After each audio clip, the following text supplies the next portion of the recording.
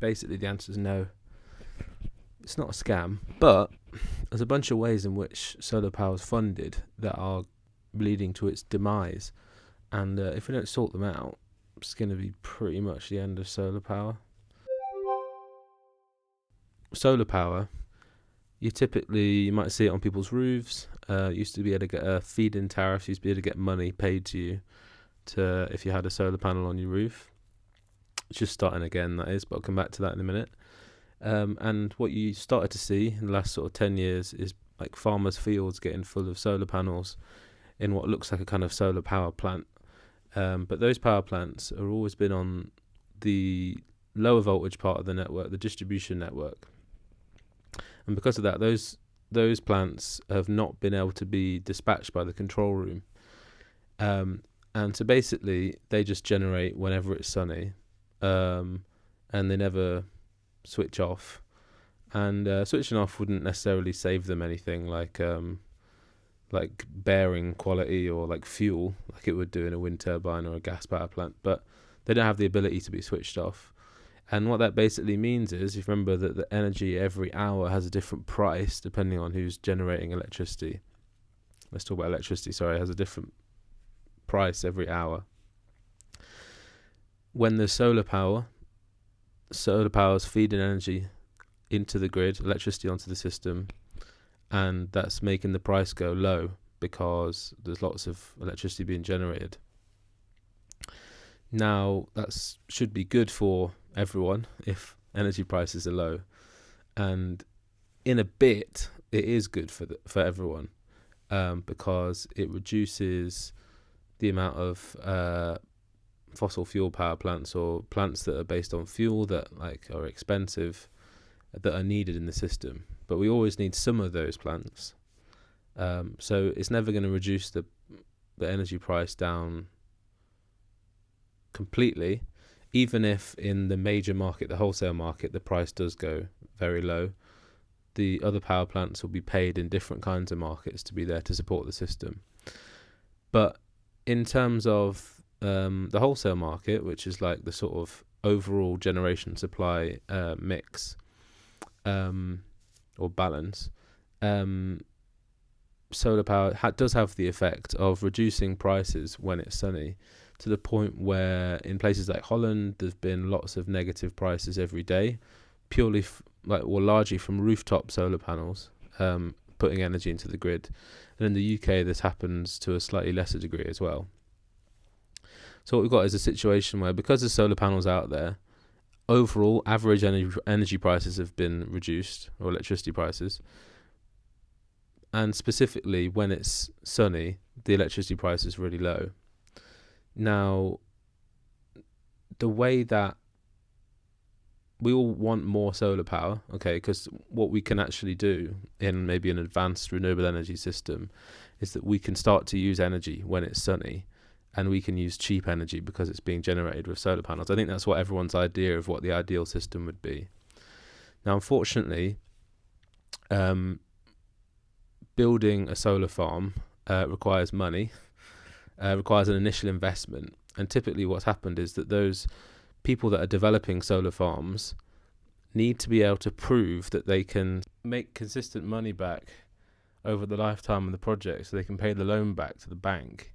The bank won't loan the developers the money unless they've got a contract that says this is how much money we're going to get for at least the payback period, or a significant portion of the payback period of the initial loan.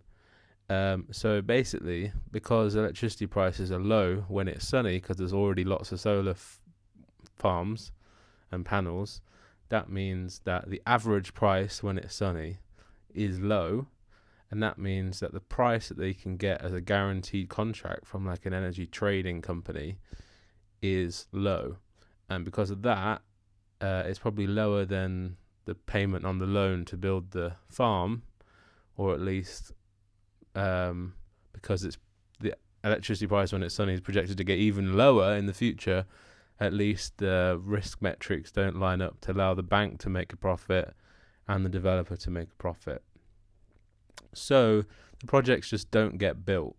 And this is really a problem. Well, it's going to be a problem because there's going to be no solar farm developments, or if there are, they're going to have to be under a very sort of cool business model where they maybe already have the source of demand that's going to take the power from the solar farm. This is a bit of a problem in energy planning. So when you've got renewables that don't form the majority of the energy generation mix, you can do things like support them with subsidies which guarantee a price for them to take away the volatility from the market. And the reason you can do that is because over a long time frame, it's actually quite a good bet for a government to support that, or even a private institution to support the other side of that and say, look, we'll give you a guaranteed price. They can probably make 2%, like statistically they'll make 2% on that, or a percentage. And the developer gets a fixed income, which they can use to get a loan, same way that you need a job to get a loan for a house. You need to be able to prove that you're going to have a fixed income for a certain amount of time so you can get a loan to build. So when the renewables are like the minority in the energy mix, that is quite easy to arrange subsidies like that. When they become majority, or there's a lot of renewables already and they're already influencing the price of electricity, becomes slightly different. So essentially, energy projects are built to meet demand. So energy projects will get long-term subsidies so that they can be around when in future demand, if we see future demand rising. And maybe even back in the day when no one was using electricity, they built the first electricity plant without a contract to sell the electricity. They just bought it and then said, okay, we've got this electricity, now we want to sell it. And so someone took a big risk initially to build a power plant and then to sell electricity. And those risks have been sort of reduced by the idea of like long-term capacity planning. So you can get a contract to sell electricity many years ahead from the government for at least a small amount of money, which is called a capacity contract, and it's got through the capacity mechanism. So you can get those for big projects, but nowadays it doesn't cover the full cost of your project, just a small amount, which reduces your cost of capital to build the project. Normally those are took by things like fuel plants, like nuclear power or gas or coal, because it's known that those plants are going to be able to make money in other ways. And when we've got this electricity market where the price can go up and down, then if you can dispatch your power, if you can choose when to sell, like if you've got a gas plant, you can choose when to sell, then you know there's at least opportunities to make money with your power plant. With solar power, you can only sell it when it's sunny, and obviously the price is lower the more solar panels exist. The reason that developers, the business is very fractured. So the reason that it's able to be fractured like this, so when I say fractured, someone probably in China is making the solar panels, and then there's shipping of the panels to the UK, and someone maybe in the UK is like collecting the panels, and then they'll sell them to a developer, and the developer will hire builders and they'll build the thing, and then they'll just attach the solar panels. And because solar panels are essentially interchangeable, they're commodified. They're like, you could buy one from here, you could buy one from China, you could buy one from India, wherever they were being made, you could buy them and attach them to a solar farm. Because of that, there's lots of different business units doing the decision. It's not like one company has a unique skill to bring a type of energy to the market. Like maybe one company would be skilled enough to build a nuclear power station, and they could then take that risk because they know it would pay off. Because you've got all these different companies, they all have to work on their own individual business plans. They all have to make a small amount of profit, and that leads itself to operating with subsidies where you've got guarantees of income and you basically sell the risk at the government or a trading house. With renewables, that only works to a point, and then you have to have, again, someone to take a big chunk of the risk.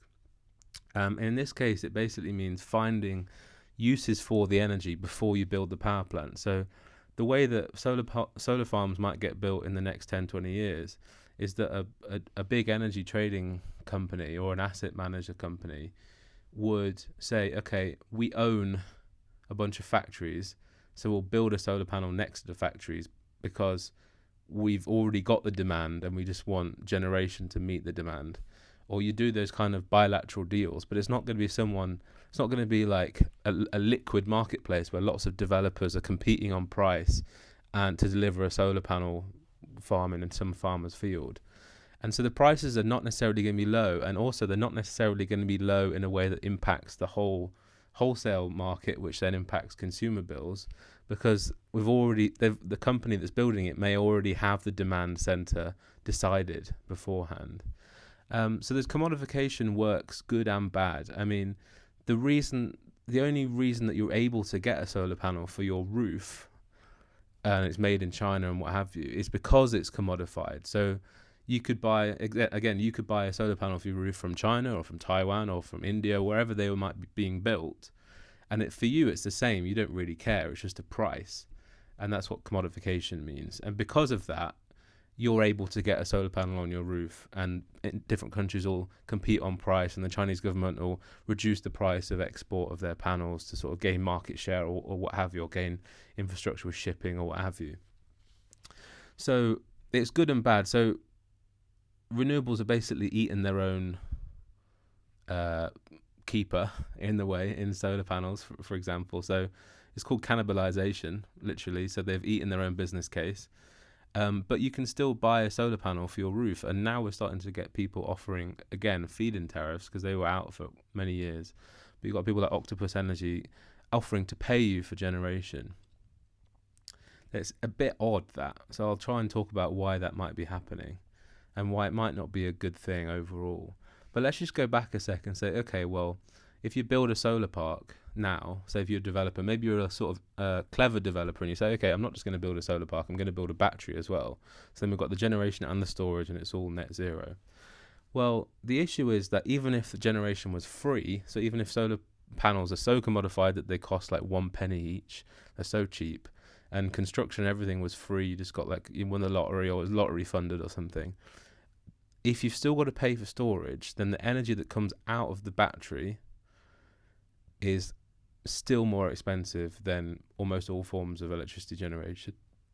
So again, the levelized cost of storage means that, say, a wind farm generates about £80 a megawatt hour, solar farm, rooftop solar is about the same, maybe a bit less, maybe like £70. Onshore wind might be £65, £70. Nuclear power is often quoted about £100 or £120 a megawatt hour. If you put free energy into a battery and get it back out again, a lithium-ion battery for the grid, that energy, when you get it out, costs £160 a megawatt hour. And so that may go down in the future, but based on sort of the lifespan of the batteries and how much they cost to build, you put free energy in, when you get it out, it costs you £160. That's because you're using a bit of the battery life every time you do that. The battery's like full lifetime charge amount. And so the cost of storage is the blocker before renewables become, or like solar, become cost effective again and commodified again, so that small developers and individual companies can start doing those projects on their own and affording to take those risks. And maybe banks will start getting those risks again. So let's go back to rooftops. And so you've got solar panels on people's roofs. And the issue there is that for a while you got a payment from the government to generate electricity when you weren't using it, to feed it into the grid. That was essentially because it was worthwhile for the whole system to have a bit of solar energy, bring the cost down a bit. Then it became more expensive for the system because the unpredictable nature of solar energy meant that it was costing more to forecast and deliver power to back up the unreliability, etc. So they stopped the feed-in tariff, and everyone got sort of very annoyed about that. But now some companies have started it again. So if you're with Octopus Energy, you might be able to get a feed-in tariff, and it's quite generous. It's something like 15 pence a kilowatt hour, which is equivalent of £150 a megawatt hour. Again, so it's quite expensive energy for the grid or for whoever Octopus is selling it to. But it's really good for you because that's about twice as much as the energy actually costs you to generate in a levelized context from your rooftop. So you're making quite a tasty profit there. And that's just reducing the amount of time it takes to pay off the loan that you may have took to get the solar panels. And it basically just incentivizes you to buy solar panels if you're with Octopus. Now, there's a couple of problems here. We don't know, one, that Octopus is going to be around forever, because obviously energy suppliers come and go. So just because you got a good deal now doesn't mean it's going to be around next year or the year after. But Octopus have got quite deep pockets, so it's probably the case that they will be around. But you're then got to think about what they're actually doing. So why are they able to pay you that? Because it's more expensive than the energy that they can buy from the wholesale market at £150 a megawatt hour. So why are they able to actually pay you that money? And that comes down to, essentially, I don't know, but it could be doing something like what's called blitzscaling in startup companies, where you try and basically gain market share while taking on a loss. So Uber did this, for example. They ran this taxi company and they were taking on a loss for every ride because they were subsidizing it. And I think they might still be taking on a loss and just paying for their business by the share price increasing based on sort of future expected earnings. Now with Octopus, it might be the case that they're attempting to be the only supplier in different areas. And when they're the only supplier, they can basically pay someone to generate and then charge someone else to use the energy, and that electricity stays within the local network. And if it stayed within the local network, they may not have to pay transmission charges. And you check my other video if you want to know about that sort of thing. They might not have to pay essentially the equivalent of road tax to send that electricity to somewhere else. So if they're the only supplier that gives good deals in an area, and they're the only supplier that allows you to have a rooftop solar panel at a sort of cheap rate, then they'll be generating and using in the local area. Now, is that good for net zero? Yeah, because everyone's using electricity in the local area, and we're all sort of, being smart and everything about electricity generation and use. But what it does do is basically mean that the local area and the wider grid is less resilient, because you're not investing in things that back up the grid and provide different grid services when you've got faults or when you don't have any generation because it's not sunny. And that can be a problem in the future, but we don't know. It might be the best way to go.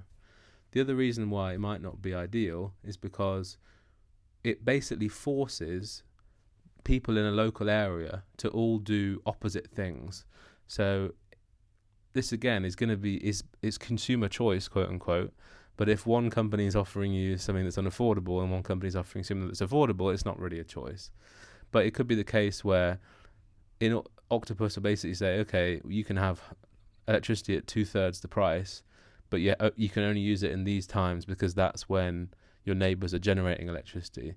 And for you, it's a good deal, and for your neighbours, it's a good deal, but you're basically forced to live in this world where you get told when you can use electricity, because otherwise you can't afford it. And that's not necessarily a world I want to live in. It could be the right way to go, and it could be that forcing people to be more respectful of where energy comes from, etc., is a good thing overall. But the downside would be a lack of choice, because it's basically if you can't afford it, it's not a choice. And two, it would be however much we're saving by doing this, we're not investing in resiliency for the future. So if the system revolves around people buying their neighbours' energy off them, then we won't necessarily have any headroom to deal with the next challenge that we don't even know what it is yet. There was in the early 90s, they built a massive pumped hydro power station, which is like a big sort of water battery for the electricity big water battery for the electricity network. And that was a big investment by the nationally owned energy company at the time. Instead of investing in that, which still supports our peak electricity demand at sort of 5 to 7 p.m. every day, instead of investing in that, we could have paid people to not use energy then, and we'd be in a much worse scenario now. So although the situation where you're buying your neighbour's energy is maybe optimal, as in it's been optimized, not necessarily the best solution, because it doesn't allow us to deal with things in the future. It doesn't give us optionality or options in the future, depending on if we want to do something different with the grid. It also puts a lot of the infrastructure to deliver energy in the hands of a few private companies.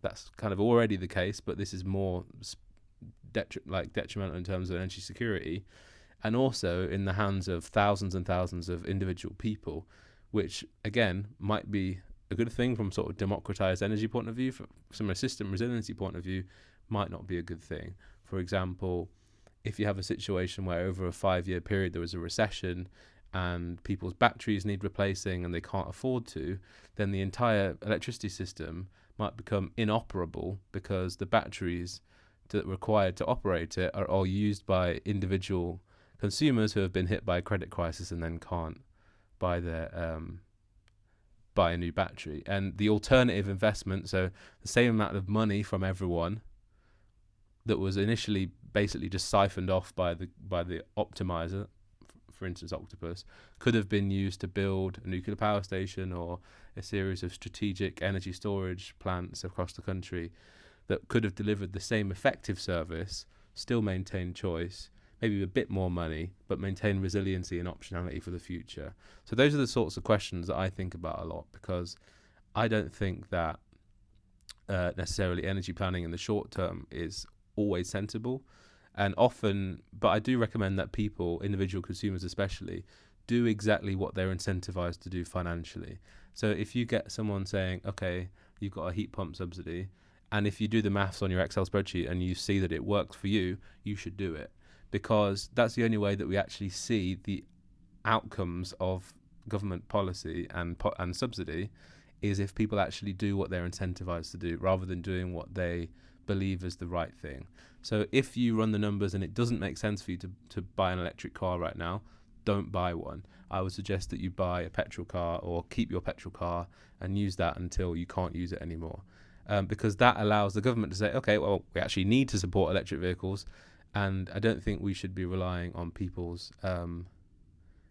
taking on a burden that is not necessarily theirs to take on before they're required to do it. But those are just my personal opinions. I hope you got more into an insight into what's happening with solar power, why you might see a slowdown in solar farms being rolled out, although there's been a lot recently, and what you might see happening with domestic solar into the future. Thanks.